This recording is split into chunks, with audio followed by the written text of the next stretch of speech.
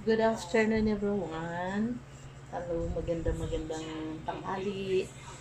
At sana nasa mabuting kalagayan ng bawat isa sa atin. Kahit unti lang nakapanood, pero nawa po dalangin ng bawat isa na ang biyaya ng Panginoon ay dadaloy sa bawat isa sa atin. Sa pamilya nyo, sa lahat ng nakapanood, sa pamilya nyo, sa pamilya namin, dadaloy ang biyaya ng Diyos. At kahit medyo mahirap, pero i-grant ng Panginoon yung desire ng puso natin. Basta, ang puso lang natin ay yung bang magpapakumbaba sa harapan ng Panginoon, maging sa mga taong nakapasalamuhan. Ayan, kaya nagyaya yung anak kong babae. Kakain daw kami sa labas, Jaira. Kaya, aalis na kami. Tara na, sama kayo.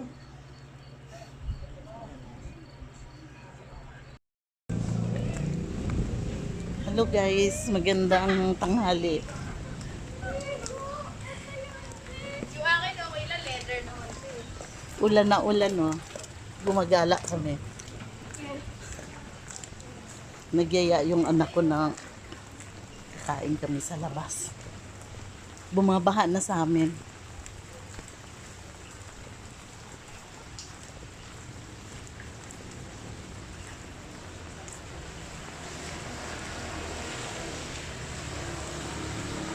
Yan, butterfly. Kailangan lilipat ka ng mataas.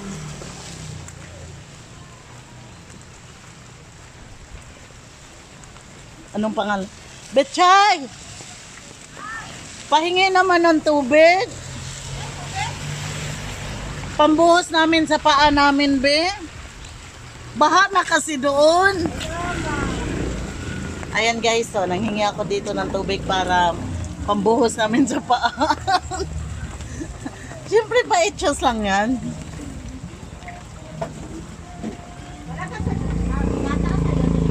Ha? Hanggang dito na, sa labas. Pero sa loob, hindi naman yun na ano. O, Jaira. Hati-hati tayong kapatid. Sige lang, dami tubig. Yes. Alala mo nga pala yung pagkulog, nandun kayo nun eh. Yung. 2019. Yung. Yung passport, yung dapat mag- Pasbok. Wala na yun. Pinipig talaga nila, dami tubig. Wala na yun, be. Magpanibago ka niyan. Ha? Magpanibago ka niyan. Puntahan mo nga sa opisina. Pero sabihin mo na rin. Ha? Sabihin ko na rin kaya din yung ano passport. Diba kay Ma'am Lala? Kanino pa yun? Kay Lala? Lalin? Lali? Oh, madami magulong na kami. Oo. Oy, be, thank you. Yes. Ayan, nanghingi kami ng tubig. Oh. Pangbuho sa aming paa kasi baha.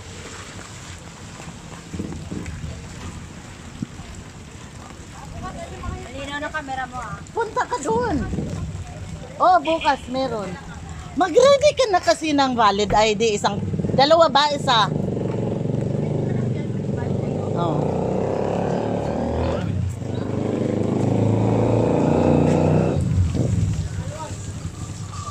Tatlo? Wala, hindi tayo kasya.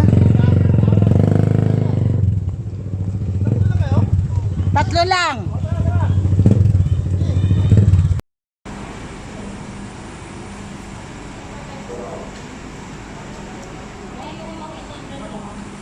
Wala, hindi ka naman nakikita eh. Ako lang.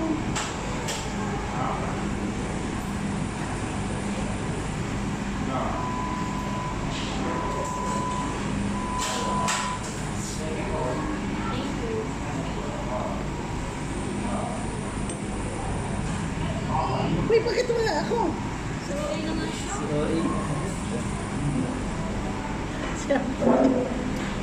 Wala ka nga. Hindi, ito lang na tayo. Kasi ini yung dish na. Yun na, dyan ka naman. Out kayong dalawa dyan. Papalagay ako dyan sa... Wala, lapit naman. Hindi ka naman makakain mga ayos. Sir, pakain na ako ng chicken. Okay na. Okay na po yung chicken. Ay.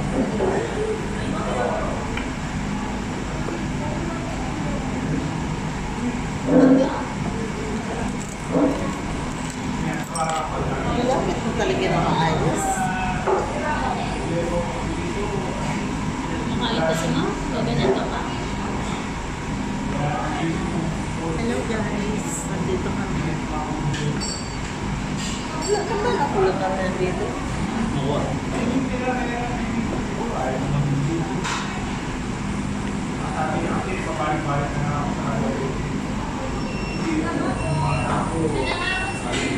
Kutsara. Ito kutsara. Diyan po ang makamang dyan yung nabuyog.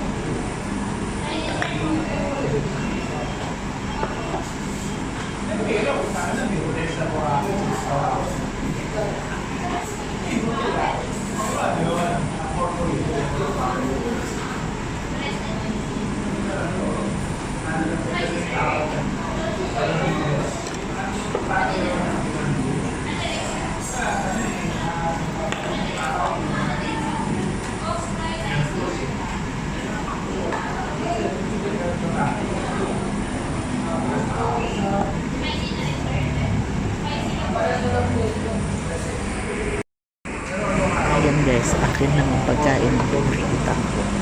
Ayaw nila ipakita sa kanila. So, bibigay ang gilid nila. Ayan. Yan na. Walang ano yan. Ayan mga kababayan. Yan yung sa labas ng ano ba yung kinakainan namin?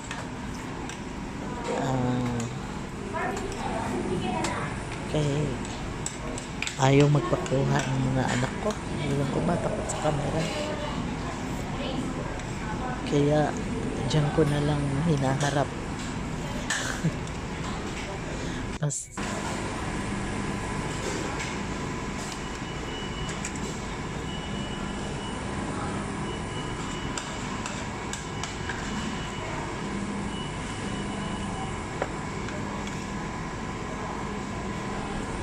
i-cooking pa naman nila dapat ngayon.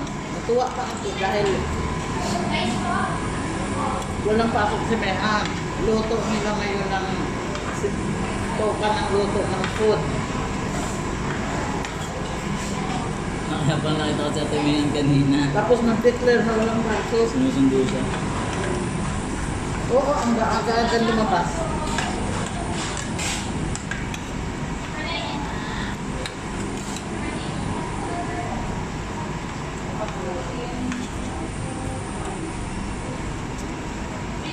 Ang aga niyang naglaro sa labas.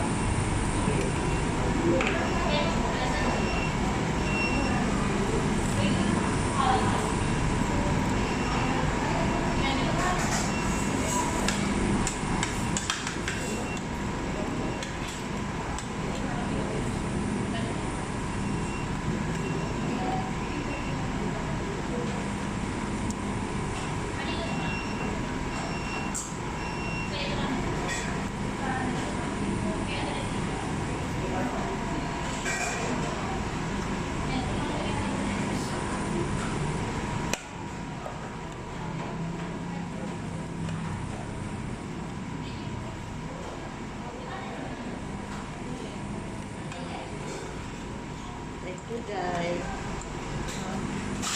Thank you.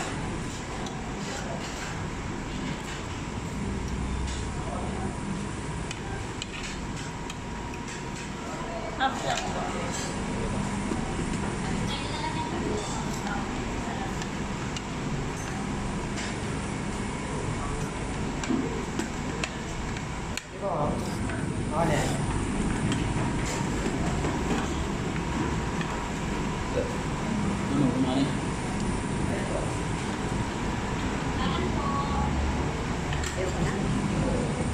Nagda-diet ako. Ano? Joke. Hindi. Pero iniiwasan ko natin. Eh kung, siyempre kung kulay green, sayang naman kung hindi ko. Papatusin yung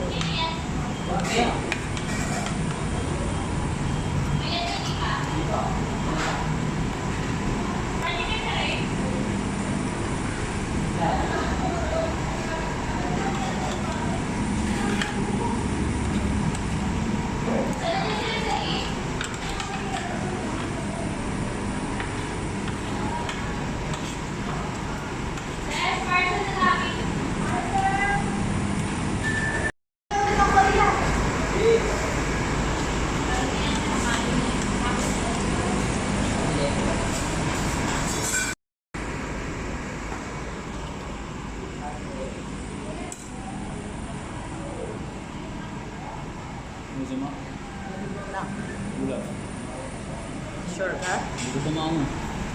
Baka kulang sa'yo yan. Hindi ako magsisimot.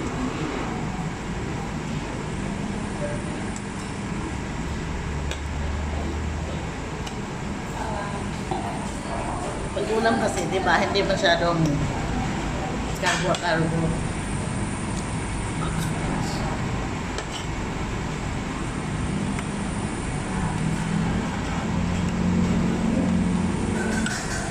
Nakagot ko ba yung kain ko? Hindi. Hindi.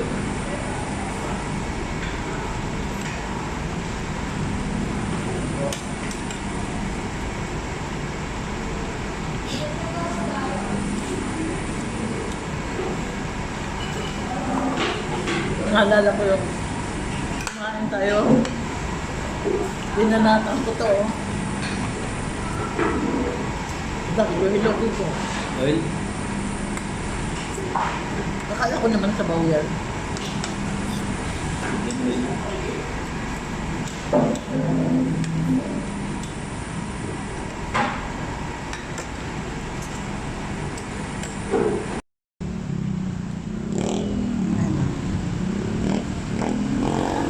Day!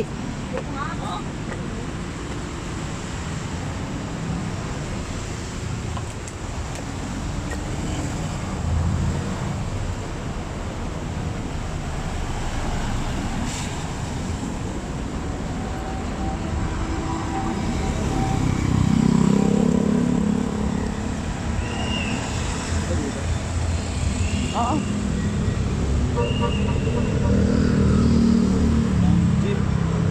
Baha lagi. Ay, tama.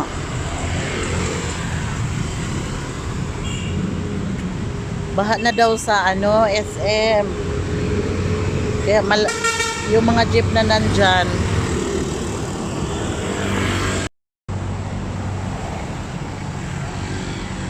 Wala talaga, hindi yan nakatawid. Ayan o, paliwag. Red ribbon.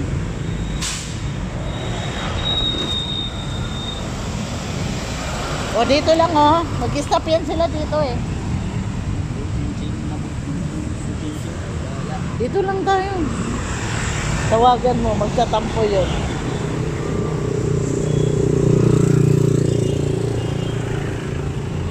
Ay, ayun na, mag-UV tayo.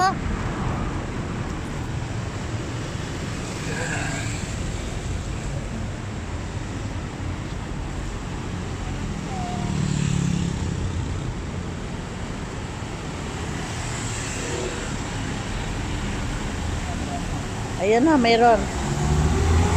Dito mas maliwanag. Ayan na.